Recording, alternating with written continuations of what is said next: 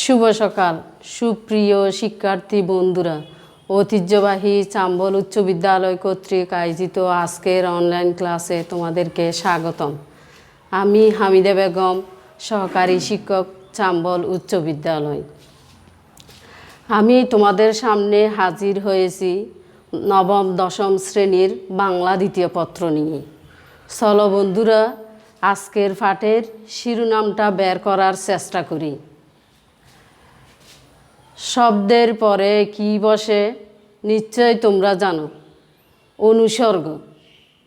শব্দের আগে কি বসে? খুব সুন্দর উত্তর দিয়েছ, উপসর্গ। তাহলে আজকের পাঠের শিরোনাম হবে উপসর্গ।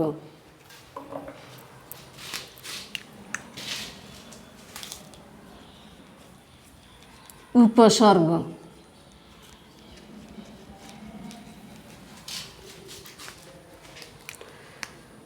চলো বন্ধুরা, আজকের ক্লাসে আমরা যা যা শিখব, উপসর্গ কি, উপসর্গের কাজ কি, সহজ উপায়ে খাঁটি বাংলা উপসর্গ নির্ণয় করা। প্রথমেই আমরা দেখব উপসর্গ কি। তোমরা খাতা কলম নিয়ে বসো। উপসর্গ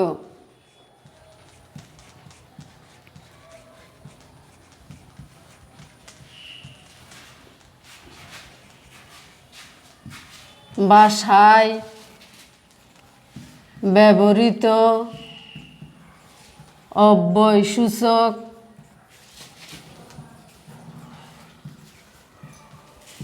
অব্যয়সূচক শব্দাংশের নাম।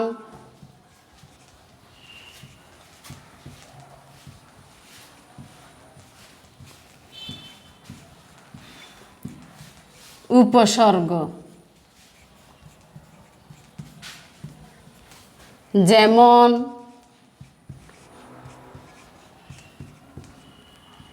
অচেনা। এখানে অটা হচ্ছে উপসর্গ। এবার আমরা দেখব উপসর্গের কাজ কি। 1 নাম্বার,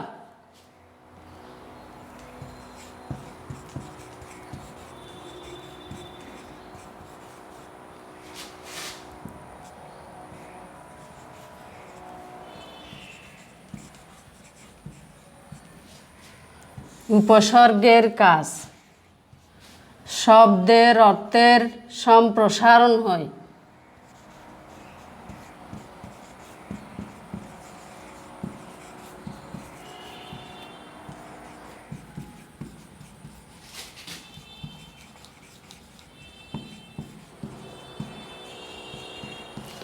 দুই নাম্বার, শব্দের অর্থের সংকোচন হয়।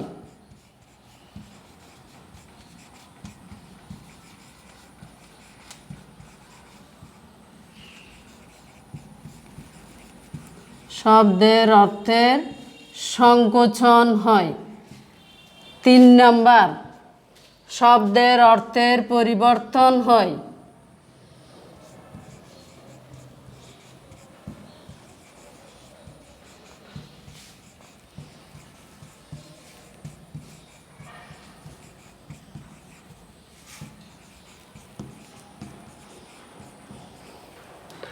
চার নাম্বার, নতুন অর্থবোধক শব্দ তৈরি হয়।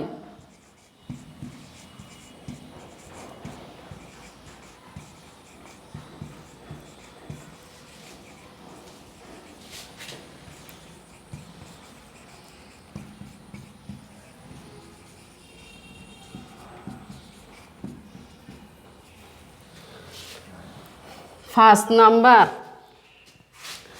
শব্দের অর্থের পরিপূর্ণতা সাধিত হয়।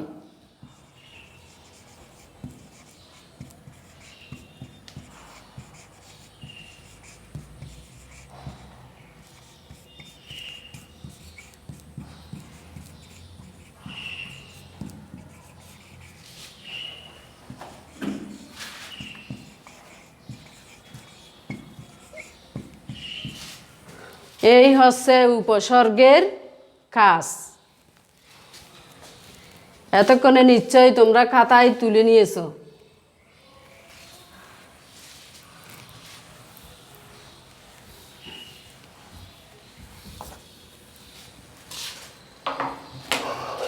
যেমন দেখো, যেমন কাজ, কাজের আগে যদি অযুক্ত করি তাহলে অকাজ হবে, যার অর্থ নিন্দনীয়। এখানে শব্দের অর্থের কি হয়েছে? সংকোচন হয়েছে। আরেকটা দেখি, পূর্ণ, এর আগে যদি পরিযোগ করি পরিপূর্ণ। পরিপূর্ণ এর অর্থ হচ্ছে পরিপূর্ণভাবে শব্দের অর্থের প্রকাশ পাওয়া, অর্থাৎ শব্দের সম্প্রসারণ হওয়া। এবার আমরা দেখব কিভাবে সহজ উপায়ে খাঁটি বাংলা উপসর্গ নির্ণয় করা যায়।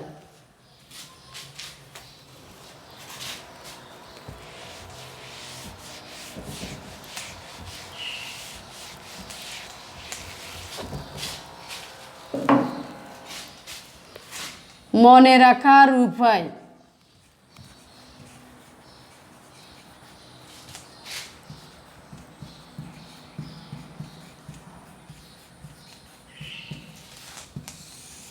খাঁটি বাংলা উপসর্গ 21টি।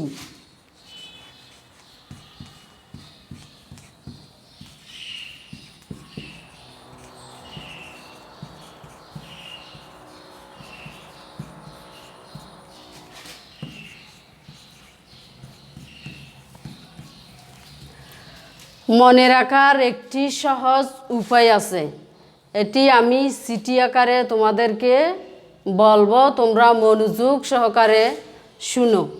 সুহাস আদর নিবি, তুই আমাদের অজপরা গায়ের আশা ভরসা।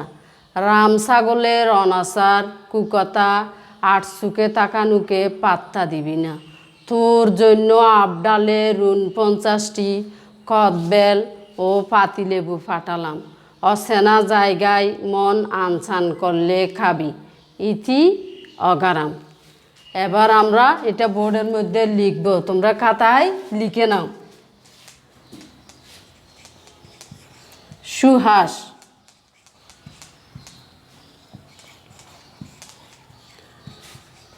আদর নিবি,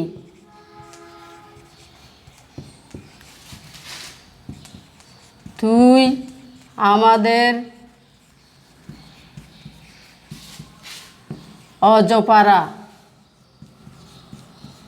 অজপাড়া গায়ের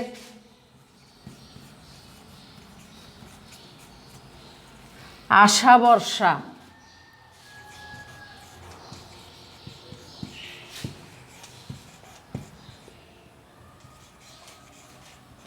রাম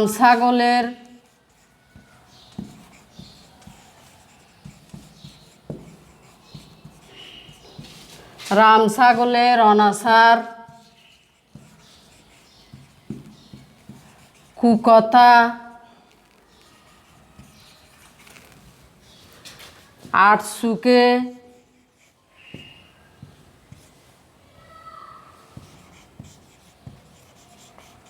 থাকানুকে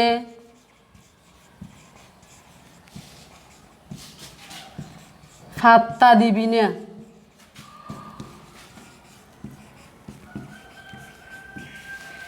তোর জন্য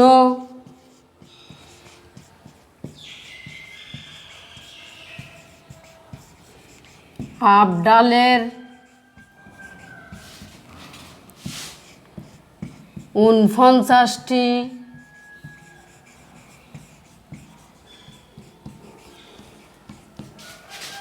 কদবেল ও পাতিলেবু ফাটালাম।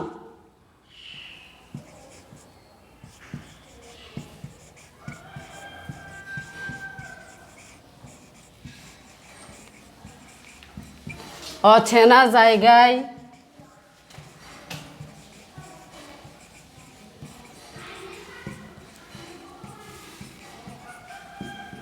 মন আনচান করলে খাবি।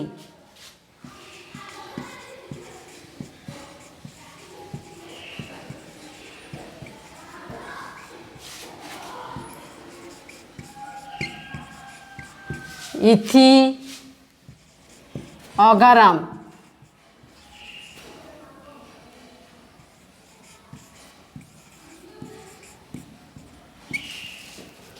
এই হচ্ছে মনে রাখার একটি সহজ উপায়।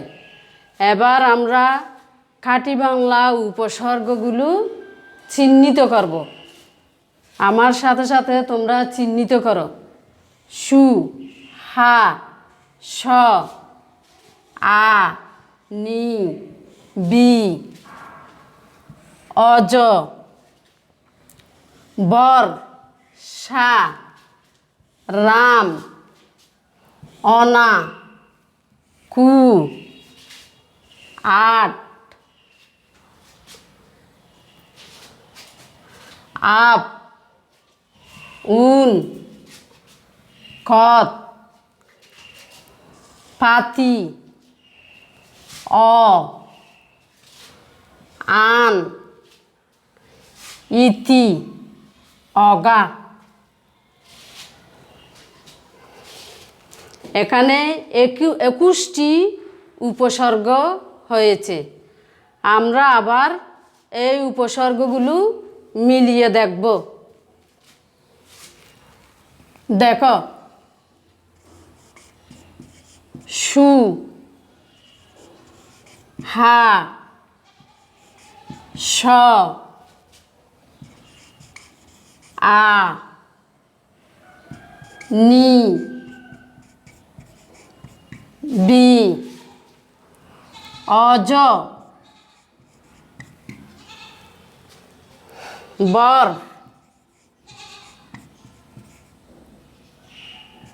সা,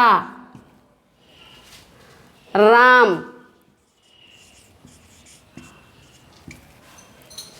অনা, কু, আট,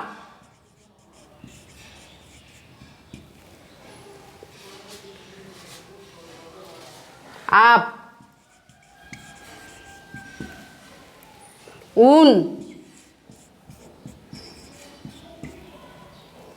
খত, পাতি, অ,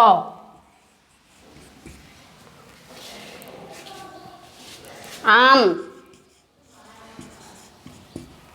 ইতি, অগা।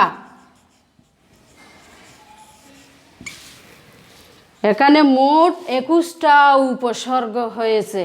তোমরা অতি সহজে খাঁটি বাংলা উপসর্গ নির্ণয় করতে পারবে। আশা করি আমার ক্লাসটা তোমরা ভালো করে উপভোগ করেছ। তোমরা অতি সহজে খাঁটি বাংলা উপসর্গ নির্ণয় করতে পারবে। এবার মূল্যায়নের জন্য তোমাদেরকে ছোট্ট ছোট্ট কয়েকটা জ্ঞানমূলক প্রশ্ন দেব।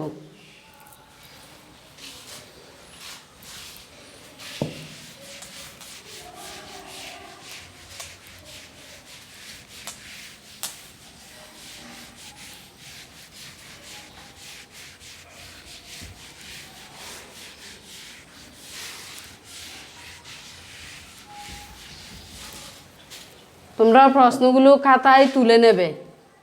1 নাম্বার, ভাষায় ব্যবহৃত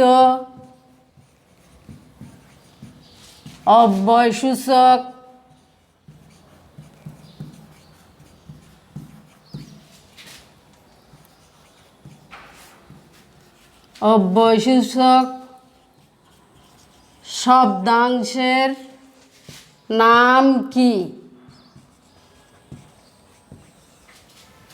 ভাষায় ব্যবহৃত অব্যয়সূচক শব্দাংশের নাম কি?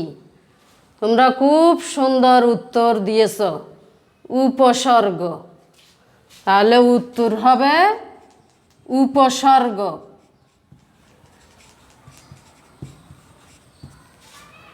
এবার 2 নাম্বার, শব্দের আগে কি বসে?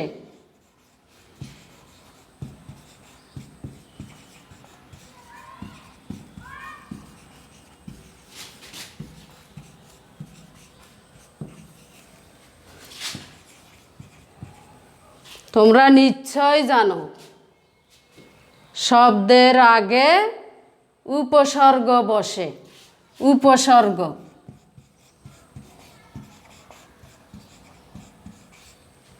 এবার 3 নাম্বার দেখো, ইতিহাস কথা কয়।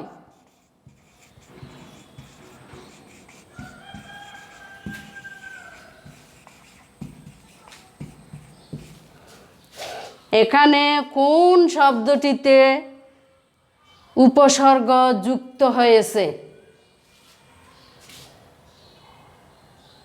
ইতিহাস, ইতিহাসের ইতি। তাহলে এখানে উপসর্গ হবে ইতি। তাহলে সঠিক উত্তর হবে কি? ইতি।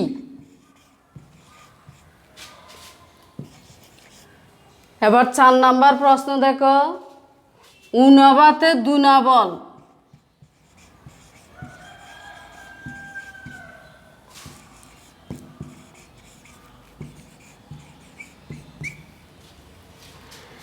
এখানে কোন শব্দটিতে উপসর্গ যুক্ত হয়েছে? তোমরা খুব সুন্দর উত্তর দিয়েছ, উনবাতে। তাহলে উনবাতের উন বা উনটা হচ্ছে খাঁটি বাংলা উপসর্গ। তাহলে সঠিক উত্তর হবে উন বা উনা। এবার 5 নাম্বার প্রশ্ন, অগারাম কোথায় বাস করে?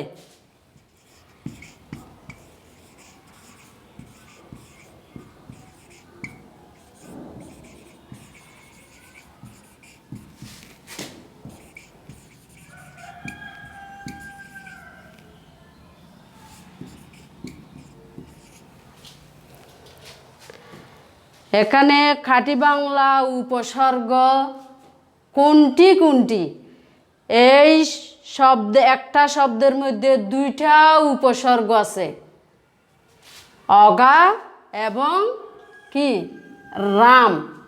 তাহলে এখানে উপসর্গ হবে অগা এবং রাম। উত্তর হবে অগা রাম।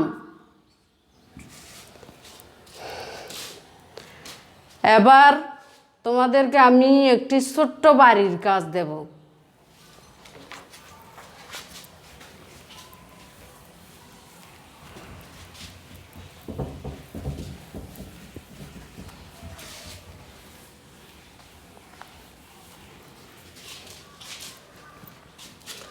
বাড়ির কাজটা তোমরা লিখে নাও।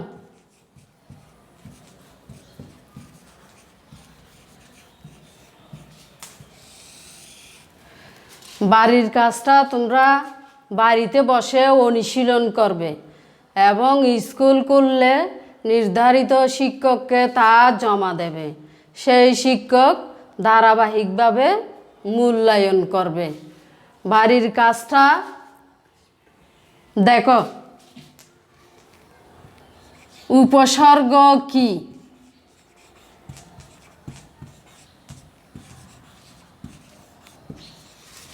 খাঁটি বাংলা উপসর্গগুলো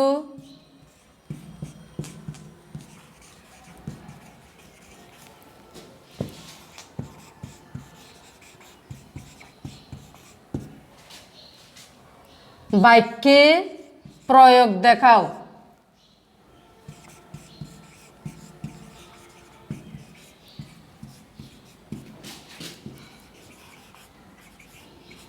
এই বাড়ির কাজটা তোমরা খাতায় তুলে নাও। পরিশেষে আর নয়, সবার সুস্থতা কামনা করি।